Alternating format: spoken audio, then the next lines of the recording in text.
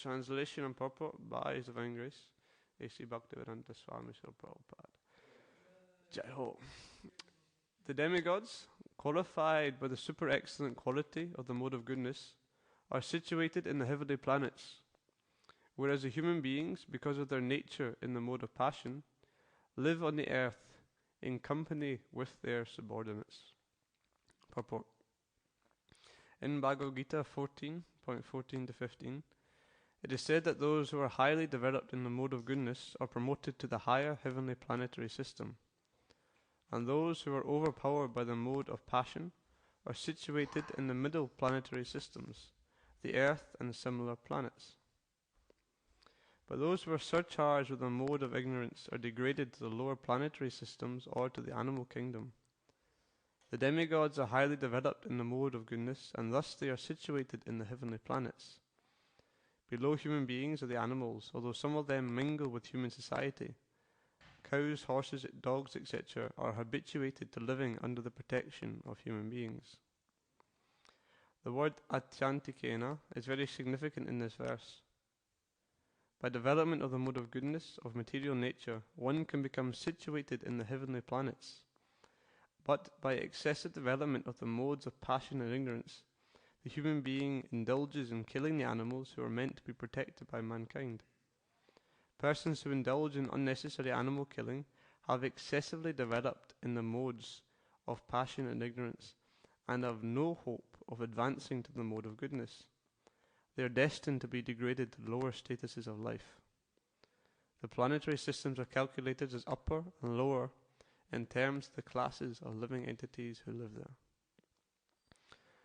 Om Jnanatamrandasya Gananjana Shalakaya Chakshurun Mritam Dina Tasmai Shri Gurave Namaha Shititana Mano Vishtam Stapitam Dina Bhutare Swayam Rupa Garamayam Daranti Swapadantikam Vandeham Shri Guru Shri Yuta Padakamalam Shri Gurun Vaishnavamscha Shri Rupam Sagrajatam Sagana Raganatam Vitam Tam Sajivam Sadvaitam Savadutam Parijana Saitam Krishna Chaitanya Devam Shri Radha Krishna Padan Sagana Lalita Shiva Shakam Vitamscha He Krishna Karuna Sindhu Dinobando Jagatpate Gopisha Gopika Kanta Radha Kanta Namostate Tapta Kanchana Gaurangi Radhe Vrindavaneshwari Vrishabhanu Sutadevi Pranamami Hari Pri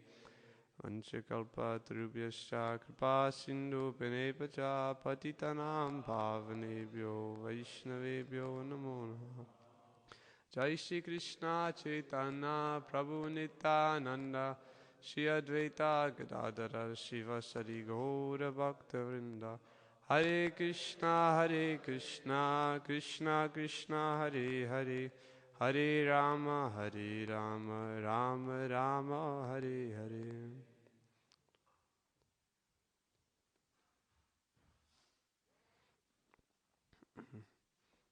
Hare Krishna devotees,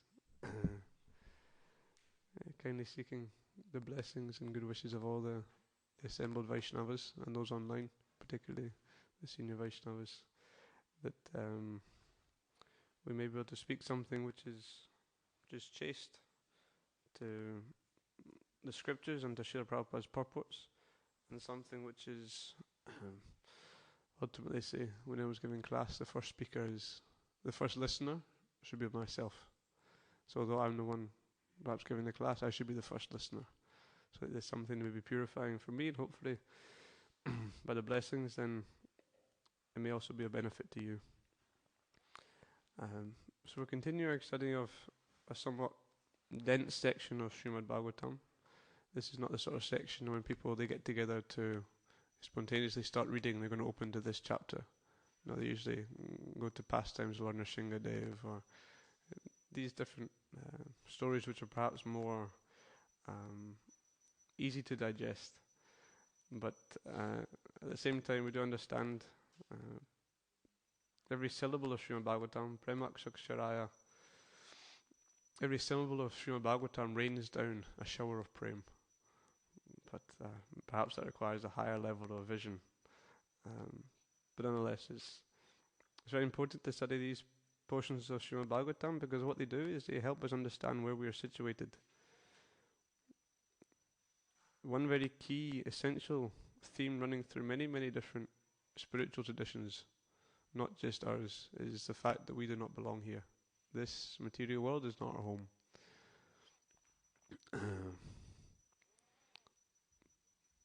Bhavambudir matsa vatsa padam param padam yadvi padam natesham. That this material world, which is full of miseries at every step, is not our home. We belong in that supreme abode. So ultimately we have to get out of here. And Srimad Bhagavatam is giving us the means of how to get out of here. If you want to break out of a prison, you have to understand how that prison is situated. You have to understand where you are. You can't just understand that you don't belong here. You have to understand where you are, so therefore you can get to your destination. So Srimad Bhagavatam is very, very incredibly, it's actually describing the entire situation in the material universe where we are situated. Understanding that we as a jiva are covered by so many different layers. This false ego, the mind, the intelligence, the subtle body, the gross body, all these different designations and upadhis we put upon ourselves. And amidst that, then we are situated in the universe according to the particular modes of material nature. And it's a dense, dense covering. We are sometimes so disconnected from who we truly are, it's unbelievable. We go around thinking that we have something to do with this materialistic world. Therefore, it's very important we understand this knowledge. So here in this verse, we're describing how the universe is, according to the modes of material nature, everything is perfectly arranged and divided. There is space for every single different combination and permutation of these modes. Of course, we understand there's 8.4 million species of life, and these all represent different slight combinations of these modes of material nature. Just as from 3 primary colours, you can mix so many different colours and then create so many beautiful pictures, just from these 3 basics. So same, just by different combinations of these modes. So of course we understand there's the mode of goodness, which is where the demigods are situated, as described in this purport. The mode of passion, which this verse describes that the human beings, those on this middle planetary system, are primarily dominated by the modes of passion. And then the animals and the hellish planets are dominated by the modes of ignorance. But of course we see that in this particular earthly region we've got different varying degrees of, some people are more in the mode of goodness, some people are more in the mode of passion. But the predominating mode in this region is passion.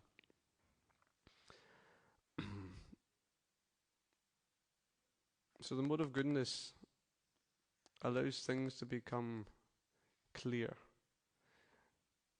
Mode of goodness is not the goal of spiritual life, but mode of goodness is very beneficial because it allows the situation to become clear, so we can see reality as it is and progress. Whereas the mode of passion is very much becoming more and more entangled in the material world.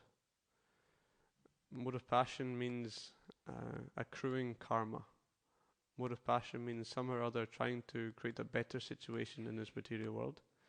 And a mode of ignorance is described here as hellish life and as animal killing, etc.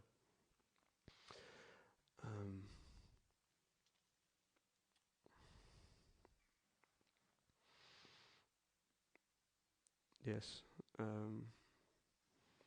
So we have a duty in spiritual life to try and cultivate the mode of goodness. So here in the purport, Prabhupada's emphasizing quite a lot about animal killing.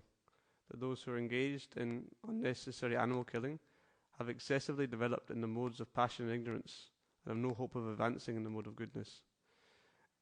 So the modes are like this. We develop a particular mode due to association.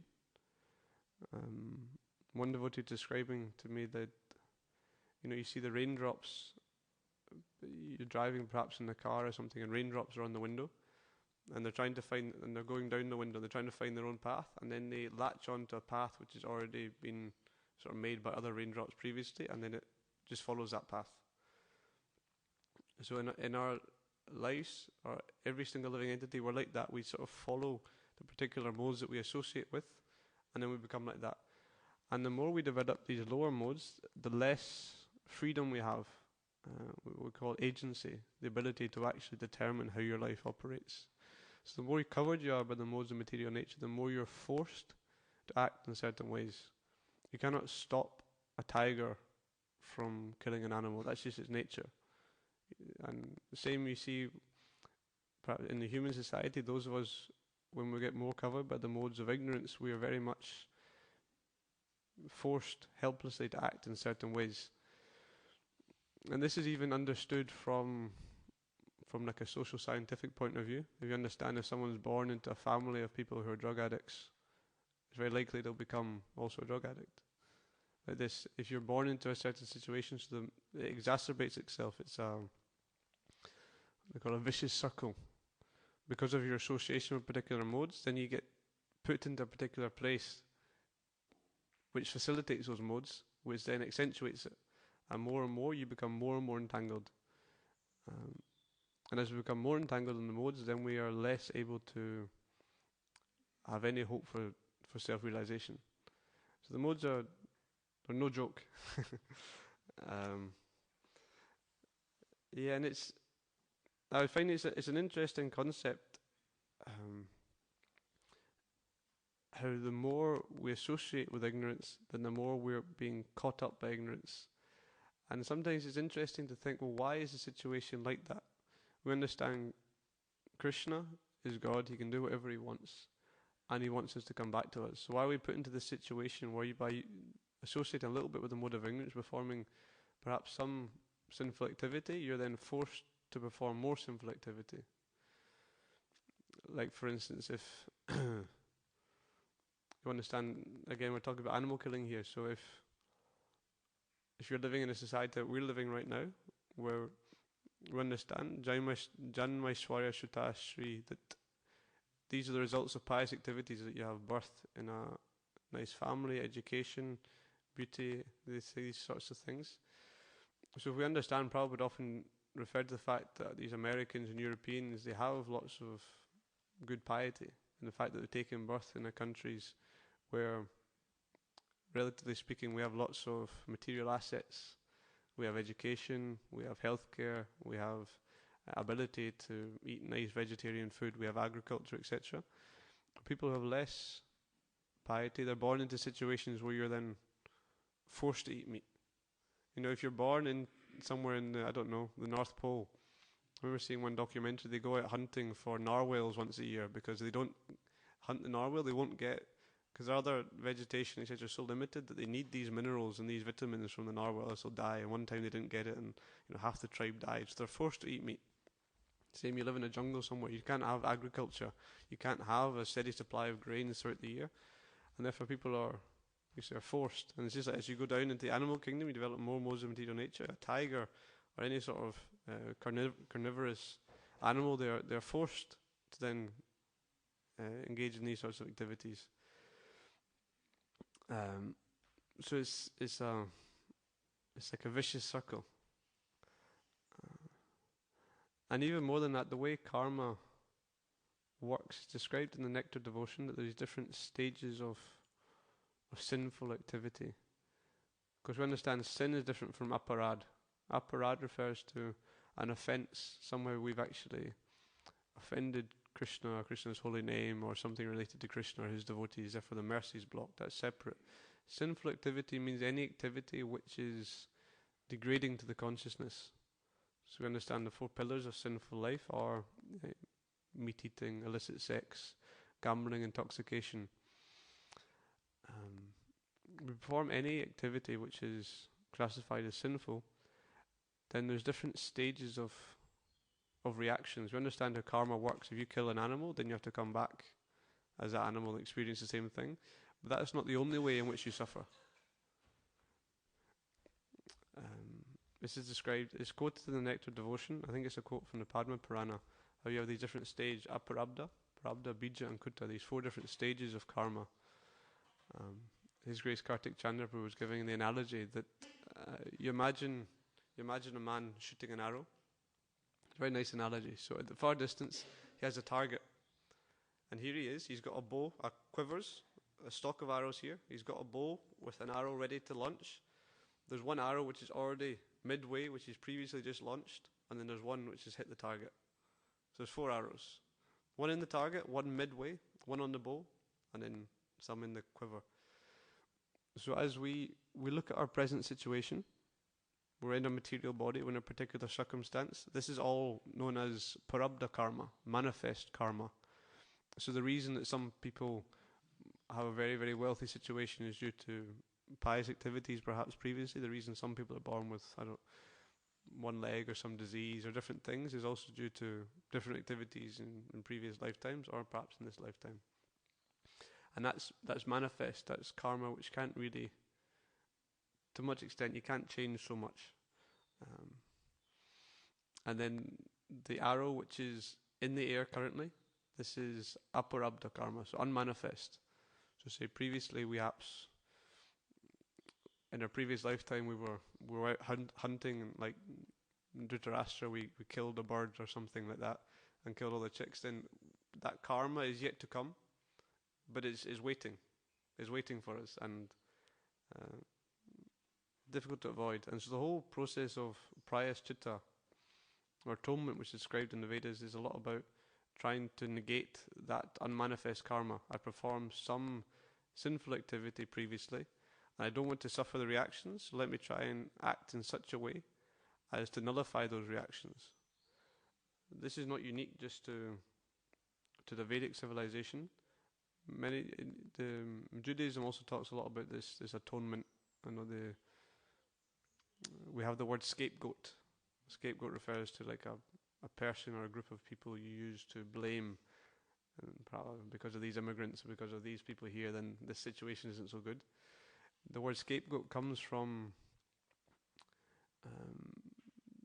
previously people practicing particular traditions, they would place all their sins within an animal, like a goat, and then sacrifice the animal and get free from those sinful reactions. Even understanding Jesus is known as the Lamb of God is the same idea. He's a sacrificial, somehow nullifies your sinful reactions.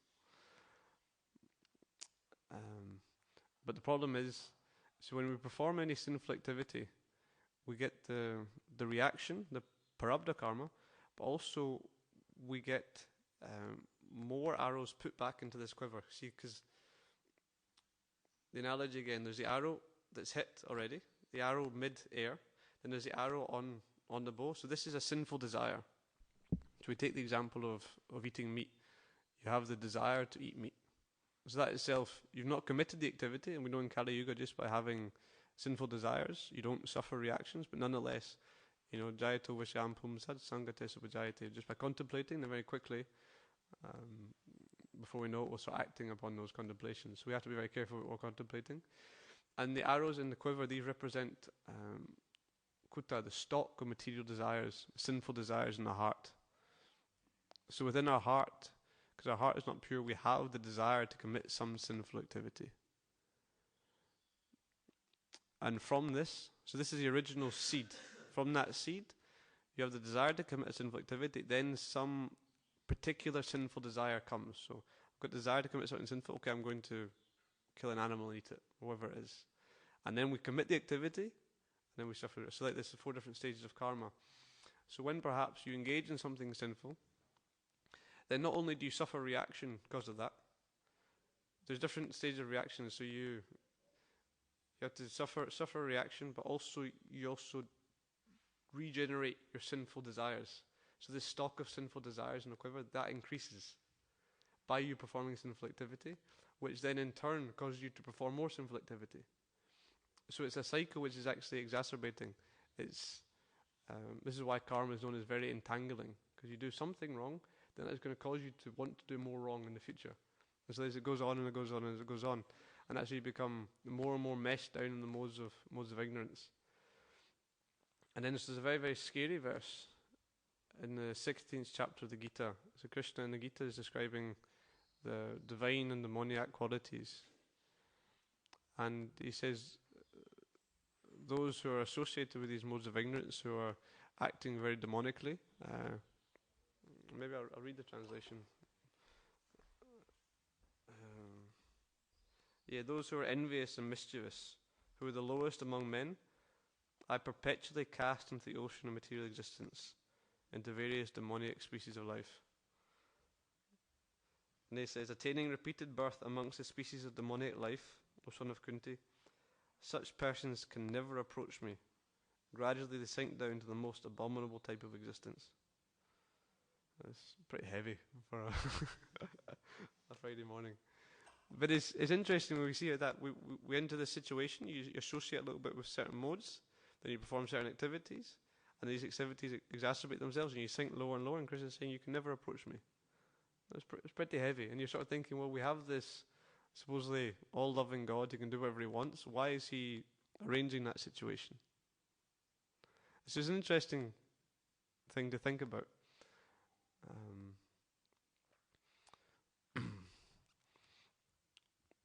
Because we have to understand the rarity of our opportunity just now. We have to understand that actually we are in a situation where we are with the ability to actually contemplate questions such as with self-realization, then we're not completely contaminated by the modes of ignorance and passion. There's some glimmer of goodness there. And therefore we have to value this situation. And we also have to understand how it is that this situation has come about. Because again, in the Nectar of Devotion described, you have this cycle of sinful activity.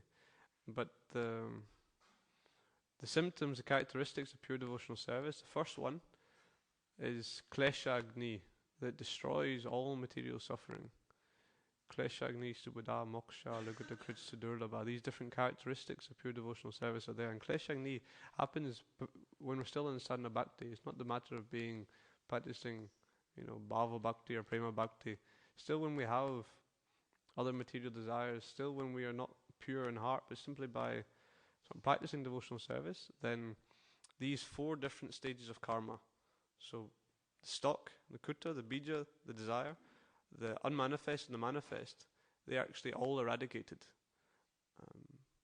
And Srila Rupa Goswami in the Nectar Devotion, he gives evidence regarding all these different points. There's verses to this extent that just by simply chanting the name of the Lord once, you can eradicate more sinful activity than you're able to perform in your entire lifetime. Of course, you have the example of Ajamil, emphasizing how, although we get so entangled and enmeshed into karma, simply by the process of bhakti, then very, very quickly we can actually become free from it. And you understand, Krishna he's so keen for us to actually engage in the process of bhakti. He's desperately wanting us to engage in the process of bhakti. And he's saying, look, this is the situation. You're getting more and more entangled and enmeshed in these heavy modes of material nature, being forced to act in certain ways. Or he's saying, you chant my name once and you get free from all that. It's almost, one thing reflecting on my own life is like, do I actually understand the significance of what it is that's being offered? And so not just that by chanting the name of the Lord, but by coming into association of anyone else who's chanting the name of the Lord, particularly those who are on a platform of purity, then very, very quickly we can become free from these modes.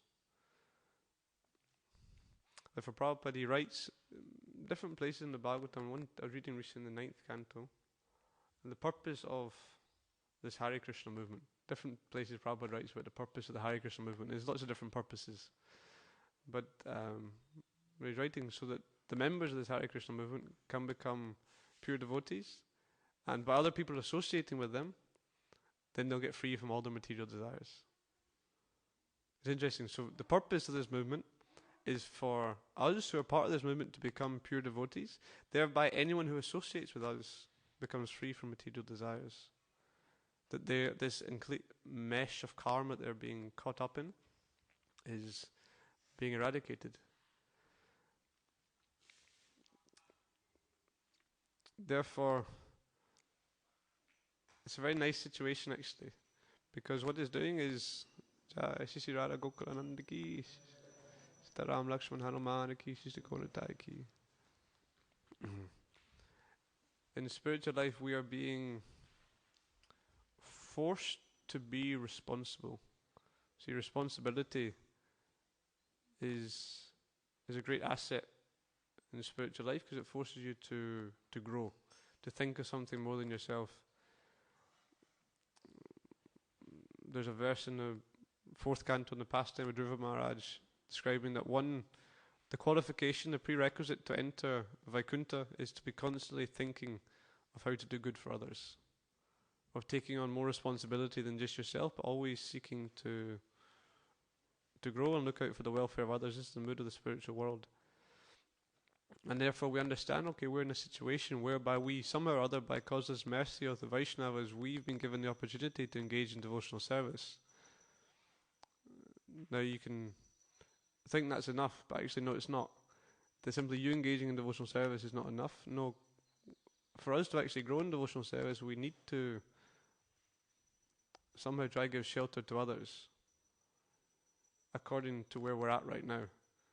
Not that everyone takes sannyas and travels the world initiating, but anyone you come in contact with who's not in devotional service, you have something they do not have, and therefore you have a duty to nourish and nurture what it is that you do have, and then to somehow try and share it with others. And therefore it impels us to really understand the gravity of the situation. So not just, okay, yeah, I like being a Hare Krishna, I feel happy, and I like the chanting, and it's nice. Okay, this is one level of realization, but when you actually understand the gravity of the situation, that I am an eternal part of God who's been trapped in this material world for lifetime upon lifetime, doing all sorts of horrendous things, suffering and separation.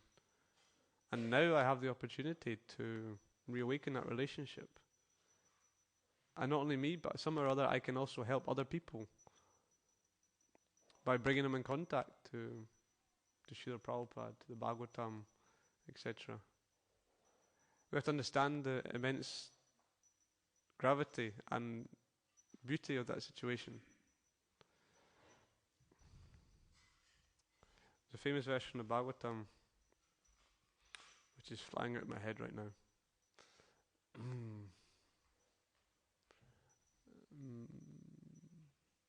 First canto, chapter 7, verse 6. How does it start? Anarthapasamam shakshat bhakti yogam adoksuje nishriyasya salokasya lokasya janatod vidvams chakre satvata sanghitam. That the anartha is all the material miseries we're going through. Everything which is, it's not actually part of us, which we accept. This body, this mind, these designations. Anarthapasamam shaksha. These are all superfluous to the living entity. Superfluous means something which is not needed. It's something just extra. It's like we're there, it's just something this is separate from us, but it's just because we associate with it, it's always there. Bhakti yoga madoxygen, and it can be directly mitigated by the process of bhakti yoga. By the process of bhakti yoga, it will directly get rid of all that superfluous suffering, designations, everything which is wrong in this material world. But the mass of people, they do not know this. No one knows this. Therefore, what did Vyasadeva do? He compiled the Bhagavatam, the Srimad Bhagavatam. This is such an important verse actually. So many different levels. We have to understand that we have nothing to do with this material world, with the suffering in this material world.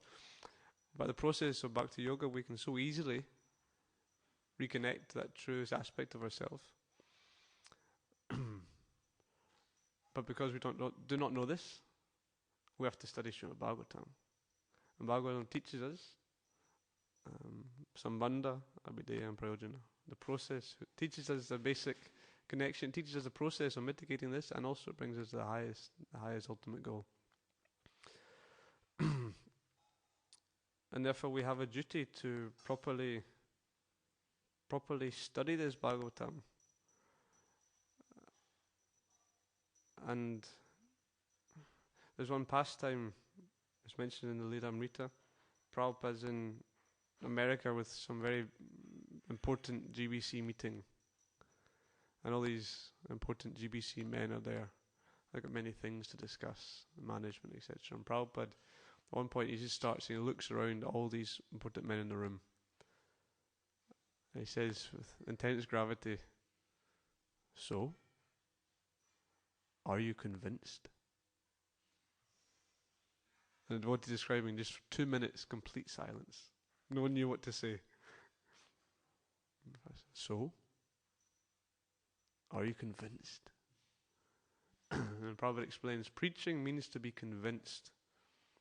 Preaching means not that, okay, I've learnt these things and I know this shloka and, I can make a PowerPoint presentation and, tell some stories. And no, preaching means that you're describing reality as it is. Like, why is there such an urgency? You look at Prabhupada's life. There's a real urgency there. When you're that age and constantly traveling like he is and not sleeping and translating books, there's an urgency. It's not just like, well, I like to preach, it's nice. No, there's a dire, desperate need of realizing the situation whereby this is how reality is, and practically no one can see that. It's so rare, and somehow or other, I have access to this knowledge. Therefore, we have an incredible duty to somehow or other understand it ourselves, become convinced, and share it with others. Because, as we said, anartopasamam shakshad, none of these miseries actually belong to a living entity. But because we do not know this, then we suffer so much.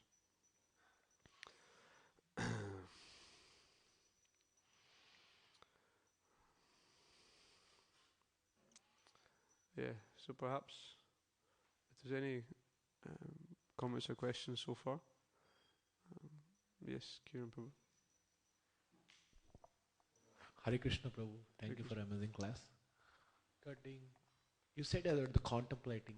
Suppose you're not actually doing that activity, if you contemplate, then you realize, okay, you shouldn't do that. Then how do we get rid, like as you said, if you contemplate, it will become true, you did say, sorry. Then how to get rid of that contemplation and becoming activity? There's a degree of tolerance is needed. Things are there we can tolerate to a certain extent. We have some desire. We understand it's not favourable, so we can tolerate, but tolerance on its own is not enough. For a certain time you can tolerate some urge, but of course we understand Vishaya Nivartante, that Ras Paramdrishya Nivartate, a higher taste is necessary. And this all comes about by spiritual intelligence. Spiritual intelligence does not mean being able to recite half the Bhagavatam backwards. Spiritual intelligence is not these things, but spiritual intelligence means to be able to see reality as it is. And it's interesting, the second chapter of the Gita is just the most, especially after Arjuna asks his questions, how to recognize what the symptoms of a self-realized soul. One is merge and transcendence. These verses are so profoundly important in our spiritual life. And Krishna is describing that, again, so mode of goodness means discipline, controlling yourself. So raga dvesha vimuktaishtu vishayan indriyashcharan atma vasya vidayatma prasadam adhigachati. That if you can control the senses through the regulative principles of freedom, then you're able to achieve the mercy of the Lord. You become satisfied. He describes prasadi sarva dukhanam hanirashu pajayate prasana chetasa hyashu buddhi paryavatishtate. So certain things happen when you by being in the mode of goodness, by giving up material attachments and aversions, then you are able to become satisfied by achieving the mercy of the Lord. And once you achieve that satisfaction, that mercy, prasadi sarva dukhanam, you are free from all miseries. Hanirashu pajayate prasana chetasa hyashu, and your mind becomes very, very peaceful and happy. Prasanna chittasa. And when that is the case, buddhi parivati, then your spiritual intelligence is there. So when our mind is too agitated by always material desires, pulling it in different directions, etc., we're trying to, pretend to be in a certain ashram when we don't actually feel situated in that ashram. We're trying to, give up sugar when we're just craving sugar, whatever it is. And the mind is always agitated in certain ways. The intelligence won't be able to actually function properly. So we have to try and associate with the mode of goodness, so that the intelligence is able to actually function. We can see reality as it is. And when the intelligence is strong, then the idea of engaging in some sinful activity is in comparison to actually understanding the gravity of the situation, then it's the idea gets pushed to the side. Like here we understand, for instance, about animal killing. We can see how horrendous the situation is. And Prabhupada describing they are destined to be degraded to the lower states of life. And so when the intelligence is there, then like this, then we can actually move forward. So we have to try and not just artificially tolerate, but try and arrange our life in such a way that our spiritual intelligence can be strong. And association is also very, very key to this. Thank you, Prabhu.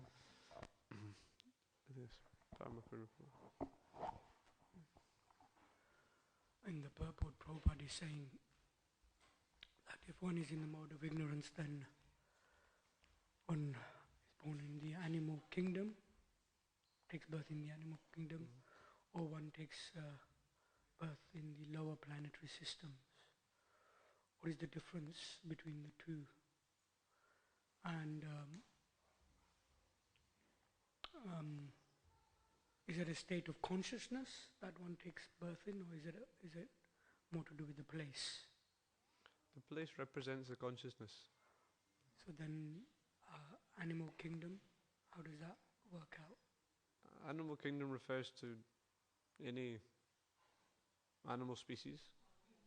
So then it's not a place. No, you can be an animal in Watford, or you can be an animal in South America. It's all just different permutations of the modes of material nature. But one thing I'd like to know more about is, because in the lower planetary systems there is still human forms of life which have more developed intelligence. Because an animal is not able to contemplate its situation. It's just, and when you're in these lower modes, you're not actually accruing karma. The animal is burning up karma. Because the tiger is not suffering sinful reactions for killing a deer, because the tiger's not able to act in any way other. So it's not that you're perpetually like that. He is getting rid of that karma. But I was sort of interested to know if those in the lower planetary systems are also, if they're all just burning up karma, or if they have intelligence, are they also accruing some karma? I would like to know more about this, if you have any realizations. Question with the question. No. There are snake-like people in the lower planetary systems as well. Yeah. So then how do we understand that? Well, I don't know what it's to understand. There's Are there animals? Are there people like us?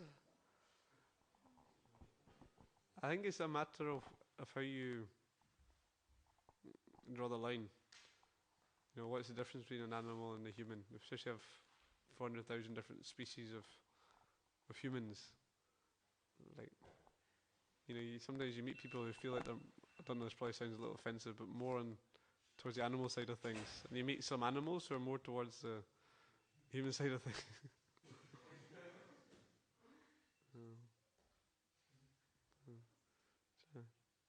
So, anything else? Any other question? Yeah, David.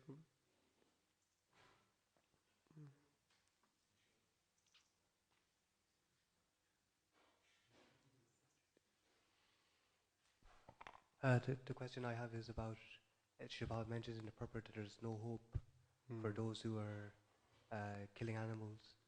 And just wondering, because in different, like different traditions, they still would consider themselves to be devoted to the Lord and trying to love the Lord. So I was wondering, in that circumstance, is there still no hope, or try to understand that? David, you're their hope. That they've see, we often find statements which are very black and white sometimes. Prabhupada's like this, even we read that verse from the Gita, they will never approach me. And there's really one commentary on that, aprapya eva, means there's no chance whatsoever you ever approach me. But at the same time, Krishna wants everybody to come back to him. And if they're engaged in some form of devotional service, then this will purify them to a certain stage where they're able to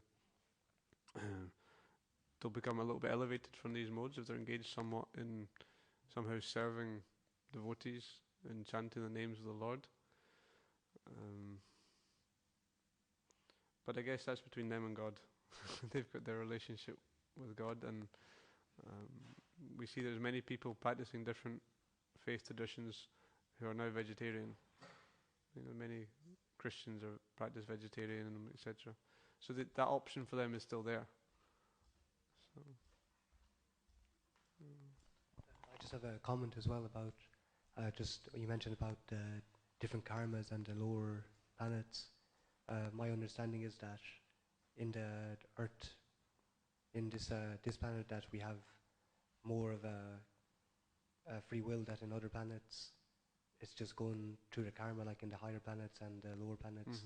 That it's basically using up our pious and credits or burning off our impious credits. Yeah.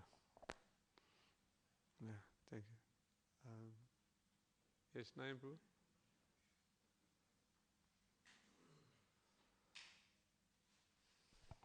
Hare Krishna, PancaTattva Prabhu. Hare Krishna.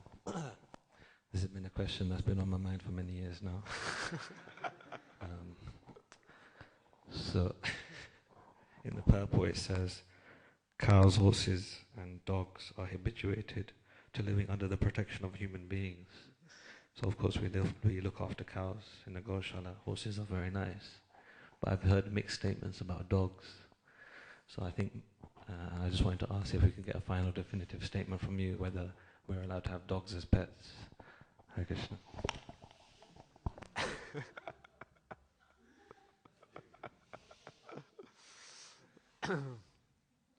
There's one pastime with Sri Dhananda Maharaj shares this.